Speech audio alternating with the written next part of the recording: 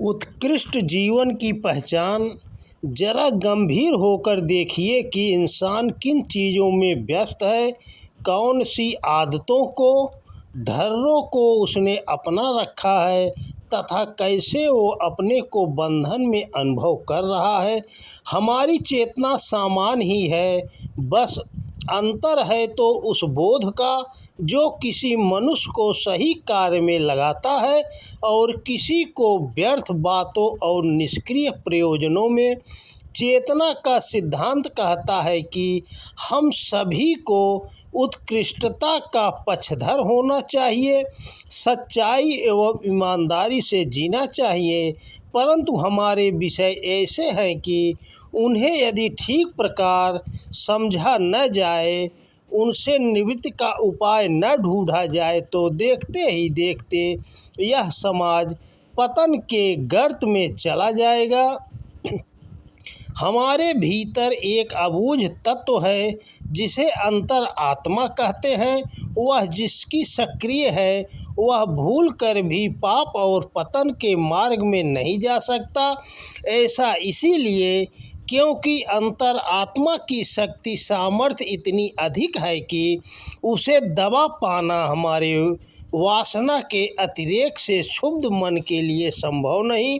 अंतर आत्मा एक महान तत्व है, शायद इस सृष्टि का सबसे निराला। उसे ही सक्रिय करने को अध्यात्म कहते हैं।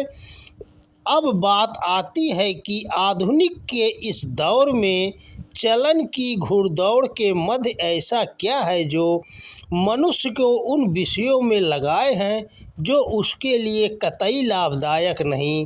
पतन की सूची बड़ी लंबी है, कहाँ से शुरुआत की जाए।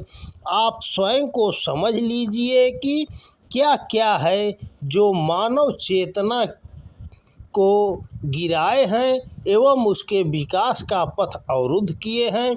यही समझदारी होगी यदि हम यह पहचान लें कि अपने स्वभाव को दूषित विचारणाओं, अनुचित महत्वाकांक्षाओं तथा पतन की परिधिबद्ध मान्यताओं में लगाने से क्या होता है।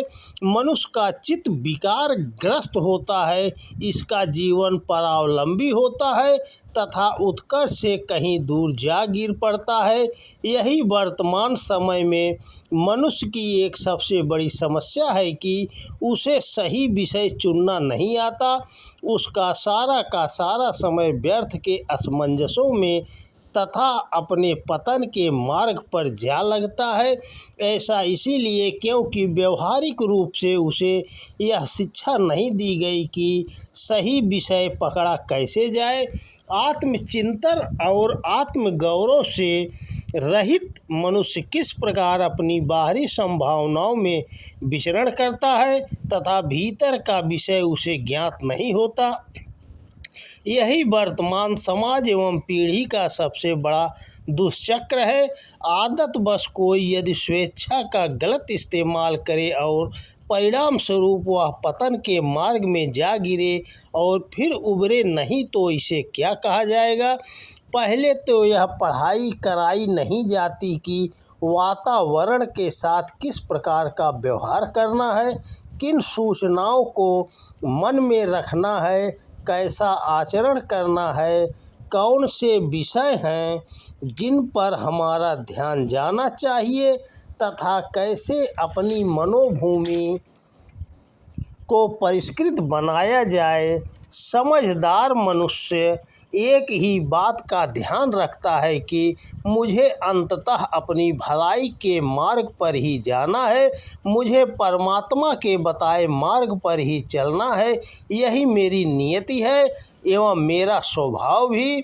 जब इस प्रकार की भाव विचारणा हमारे भीतर जन्म लेती है तो एक व्यापक परिवर्तन होता है जिसे कहते हैं आत्म परिष्कार। इस प्रकार का मनुष्य केवल महान एवं उदात्त भावना को ही ग्रहण करता है। उसका जीवन आत्मा की अमिट प्यास से तथा अमरता के सिद्धांत के अनुरूप चल पड़ता है। ऐसा मनुष्य फिर कभी विषय की क्रीड़ाओं को अपने अंतस के महान चरित्र से खिलवाड़ नहीं करने देता। उसकी बेचैनी इस संसार से नहीं, यहाँ की दूषित मान्यताओं से नहीं, बल्कि सत्य से, आत्मा से एवं अपने हित में निरंतर आगे बढ़ने के प्रयत्न से होती है। यह दैवी मनोभूमि है एवं एक उन्नत जीवन का परिष्कार मार्ग भी।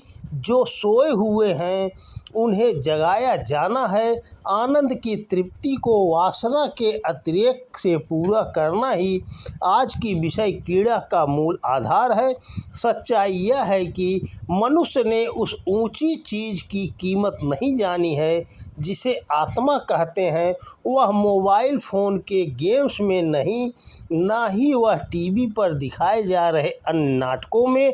जिसे जीवन से प्रेम हो वह एक बात सोचे, किस प्रकार प्रवाह में आनंद को विस्मित न होने दिया जाए, कैसे अपने मन का नियमन कर दुर्भावनाओं एवं दूषित विषयों से बचा जाए, कैसे जीवन को महान बनाने वाले प्रयोजनों का, अपने जीवन की मूलभूत धरोहर आत्म संपदा का संरक्षण किया जाए, कौन सी विधि अपनाई जाए, किस चेष्टा को स्वीकारा जाए, कैसे अपने मनोभावों का दर्पण सत्य को बनाया जाए, कैसे जीवन की महान संपदा को अनुचित दिशा से मोड़कर सही दिशा में बढ़ाया जाए, यही हमारा चिंतन होना चाहिए तथा एक उत्कृष्ट जीवन की पहचान भी।